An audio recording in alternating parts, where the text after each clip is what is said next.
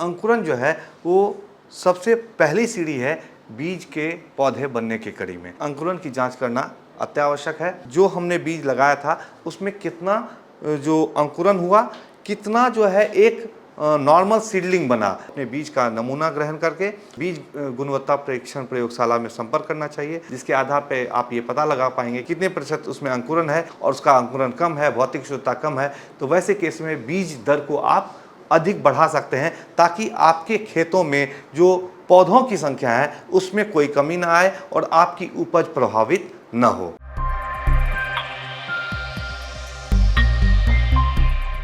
मैं सुमित कुमार सिंह, बीज वैज्ञानिक, बीज विज्ञान एवं प्रौद्योगिकी विभाग, स्नातकोत्तर कृषि महाविद्यालय, डॉक्टर राजेंद्र प्रसाद केंद्रीय कृषि विद्यालय पूसा।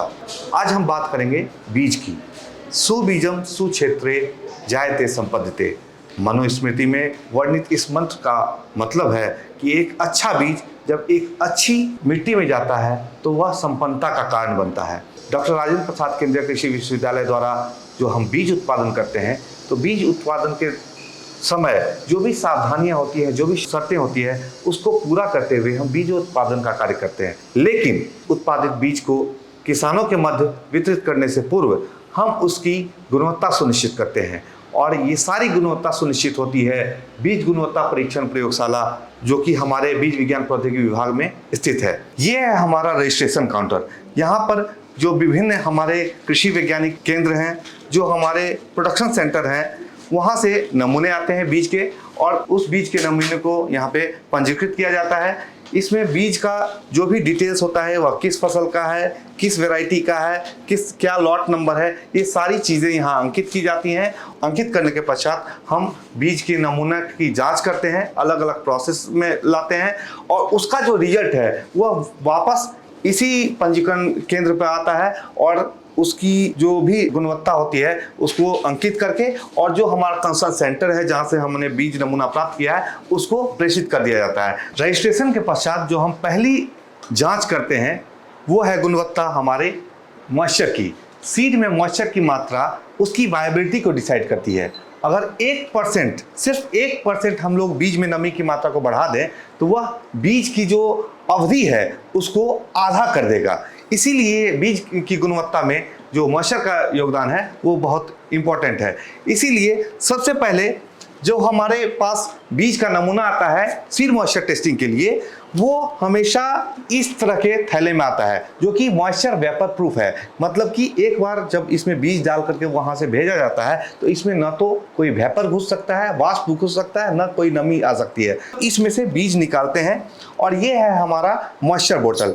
मॉइस्चर बोतल को पहले हम लोग इस तराजू पर तौल लेते हैं, और तब इसमें 4.5 से 5 ग्राम बीज जो है वह किसी का हम डालते हैं इस सीड मॉइस्चर बोतल में, और इसको रख देते हैं। तौलने के पश्चात हम इस हॉट एयर ओवन का इस्तेमाल करते हैं। इस हॉट एयर ओवन में लाइट देने से जो ये मॉइस्चर बोतल है उसको हम सामान्य फसल में उसमें 130 डिग्री सेल्सियस पे 2 घंटे के लिए रखते हैं, जबकि जो बैगन है, मिर्च है, इस तरह के बीज के लिए हम लोग 103 डिग्री सेल्सियस पे 17 घंटे के लिए रखते हैं। उसके पश्चात हम इस मॉइस्चर बोतल को इस ओवन से निकालते हैं और इस ठंडा होने के लिए इस तरह के डेसिकेटर में रखते हैं, जिसमें सिलिका जेल रहता है, जिसकी जो नमी की मात्रा है बाहरी वातावरण से आए या जाए ना।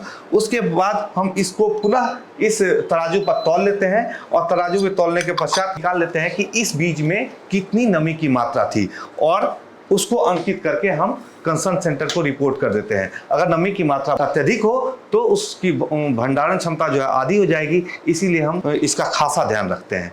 हम लोग भौतिक शुद्धता जांच में आते हैं। भौतिक शुद्धता जो बीज की गुणवत्ता में एक बहुत आवश्यक कड़ी है।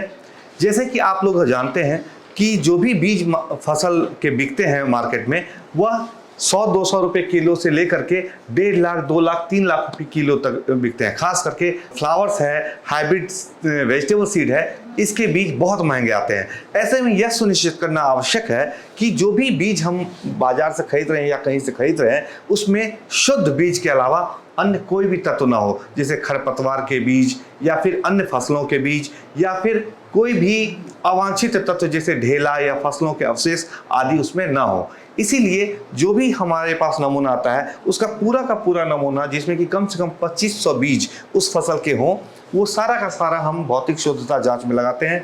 और भौतिक शुद्धता में हम जो अन्य फसलों के बीज है, जो खरपतवार के बीज हैं और जो इनर्ट मैटर है, डस्ट है, फसलों के अवशेष है, उसको अलग अलग कर लेते हैं और यह सुनिश्चित करते हैं कि जो भी बीज हमारा आया है उसमें कितना प्रतिशत जो है वो शुद्ध बीज है। कम से कम सामान्य फसलों में 98% तक जो है वो शुद्ध बीज का होना आवश्यक है। तो ये डायफेनेस्कोप है जिसमें कि हम फिजिकल प्योरिटी वर्कबोर्ड बोलते हैं, प्योरिटी वर्कबोर्ड। और जब किसी खरपतवार को हम लोग नहीं पहचान पाते हैं तो उस बीज को पहचानने में अगर कठिनाई होती है तो हम इस डायफेनेस्कोप का सहारा लेते हैं, जिससे कि यह क्लियर हो जाता है कि वो किस खरपतवार का बीज है, अच्छे से हम देख पाते हैं। भौतिक शुद्धता जांच में जो शुद्ध बीज निकलते हैं उन शुद्ध बीजों में से उसके बाद हम लोग अंकुरन की जांच करते हैं। बीज अंकुरन सबसे पहली सीढ़ी है बीज के पौधे बनने के कड़ी में, इसलिए बीज के अंकुरन की जांच करना अत्यावश्यक है। अंकुरन के जांच की विभिन्न विधियां हैं, जो टॉप ऑफ द पेपर है, बिटवीन पेपर है और सैंड मेथड।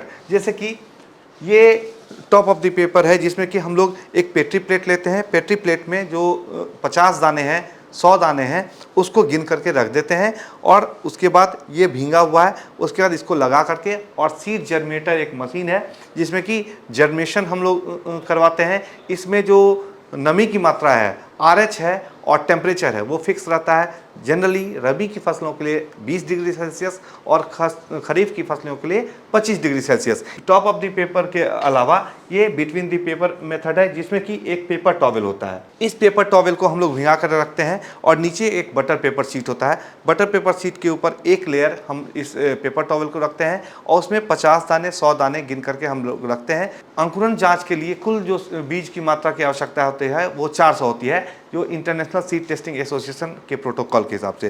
तो अगर 400 दाने करने हैं तो 50-50 के हम लोग 8 आवृत्ति यानी कि 8 रेप्लिकेशन में 50-50 दाने लगाएंगे। और इसके बाद ये लगाने के बाद पुनः पेपर टॉवेल का एक इस पर रखते हैं और पेपर टॉवेल रख करके और फिर इस जो बटर पेपर है उसको रोल करते हैं, रबड़ लगा देते हैं और उसको 45 डिग्री एंगल पे हम लोग अपराइट पोजिशन में इस जर्मिनेटर में रख देंगे। और अलग अलग फसल के हिसाब से 3 से 5 दिन या 7 दिन पर हम लोग प्राथमिक जांच और 7 दिन, 10 दिन या 14 दिन पे अलग अलग फसलों में पूर्णतः जांच होती है कि हम लोग ये देखते हैं कि जो हमने बीज लगाया था उसमें कितना जो अंकुरन हुआ, कितना जो है एक नॉर्मल सीडलिंग बना। नॉर्मल सीडलिंग जिसमें कि रूट हो, सूट हो, लीव्स हो, तो ये नॉर्मल सीडलिंग हुआ। अगर उसमें से कोई भी या रूट स्टंटेड हो या रूट नहीं हो या सूट स्टंटेड हो या सूट ब्रेकडाउन हो तो वैसे केस में एबनॉर्मल सीडलिंग कहते हैं उसको हम लोग अंकुरन जांच के प्रतिशत में इंक्लूड नहीं करते हैं। जितने नॉर्मल सीडलिंग हम लोग को आएंगे हम मानेंगे कि उतनी ही प्रतिशत अंकुरन हुआ है। इसके अलावा कुछ बीज ऐसे हो सकते हैं जिन्होंने पानी बिल्कुल ही प्राप्त नहीं किया। खास करके जब मूंग का बीज देखते हैं तो मूंग के बीज में कुछ बीज ऐसे होते हैं जो कि पानी ग्रहण ही नहीं करेंगे, इसको हम लोग हार्ड सीड बोलते हैं। तो हार्ड सीड को भी हम लोग अंकुरन जांच में रखते हैं। और इसके अलावा कुछ ऐसे हो सकते हैं जिसमें कोई फंगस या बैक्टीरिया का अटैक हो, जिसको डेड सीड बोलते हैं। और इसके अलावा एक और चीज़ हो सकती है जिसमें कि पानी तो ग्रहण किया है सीड ने लेकिन वो जर्मिनेट नहीं हुआ, अंकुरन उसका नहीं हुआ है, उसको बोलते हैं फ्रेश अनजर्मिनेटेड सीड, FUS। तो FUS को भी हम लोग इसी कैटेगरी में रखते हैं। केवल नॉर्मल सीडलिंग जो है उसको मानते हैं कि ये जर्मिनेट हुआ है, बाकी सारे जर्मिनेशन से परे होते हैं। तो अलग अलग फसलों में हम अलग अलग विधियों का इस्तेमाल करते हैं। जैसे छोटे दाने वाले जो फसल हैं उसमें हम लोग पेट्री प्लेट का इस्तेमाल कर सकते हैं। जो उससे बड़े दाने हैं उसमें हम लोग बिटवीन पेपर का इस्तेमाल कर सकते हैं। और कुछ केसेस में हम लोग जर्मिनेशन सैंड का इस्तेमाल करते हैं। ये जर्मिनेशन सैंड है, जैसे चना हो गया, राजमा हो गया, जो बड़ी बड़ी फसलें हैं जो कि हम लोग पेट्री प्लेट में नहीं रख सकते या फिर हम लोग जो बिटवीन पेपर है उसमें नहीं रखते, तो हम लोग सैंड में रखते हैं। सैंड में क्या होता है कि ये जर्मिनेशन सैंड एक अलग तरह का सैंड आता है।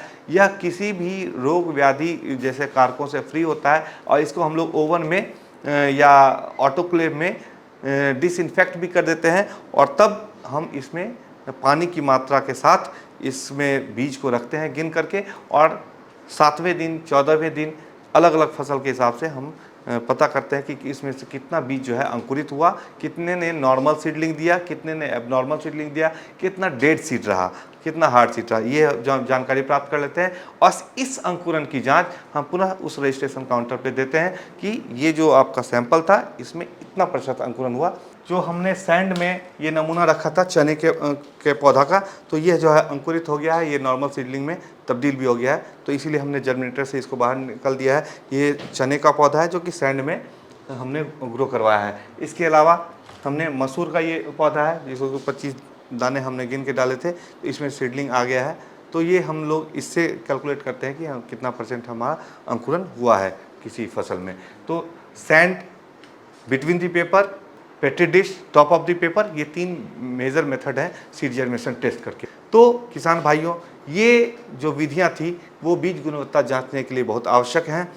आप सभी किसान भाई जो कि अगर बाज़ार से किसी बीज को खरीद के नहीं लाते हैं और अपने घर का बचाया हुआ बीज भी इस्तेमाल करते हैं 2 साल या 3 साल तक, तो ऐसे केसेस में अगर आपको ये लगता है कि आपके बीज की गुणवत्ता की जांच करनी आवश्यक है, तो निश्चित रूप से आपको अपने बीज का नमूना ग्रहण करके और हमारे इस बीज गुणवत्ता परीक्षण प्रयोगशाला में संपर्क करना चाहिए और हम आपके बीज का जो नमूना होगा उसकी गुणवत्ता की जांच करके आपको उसकी रिपोर्ट देंगे, जिसके आधार पे आप ये पता लगा पाएंगे कि आपके बीज में कितना प्रतिशत भौतिक शुद्धता है, कितने प्रतिशत उसमें अंकुरन है, जिसके आधार पे अगर अंकुरन कम होता है, आपने अपना बचाया हुआ बीज इस्तेमाल करना है और उसका अंकुरन कम है, भौतिक शुद्धता कम है, तो वैसे केस में बीज दर को आप अधिक बढ़ा सकते हैं ताकि आपके खेतों में जो पौधों की संख्या है उसमें कोई कमी ना आए और आपकी उपज प्रभावित न हो।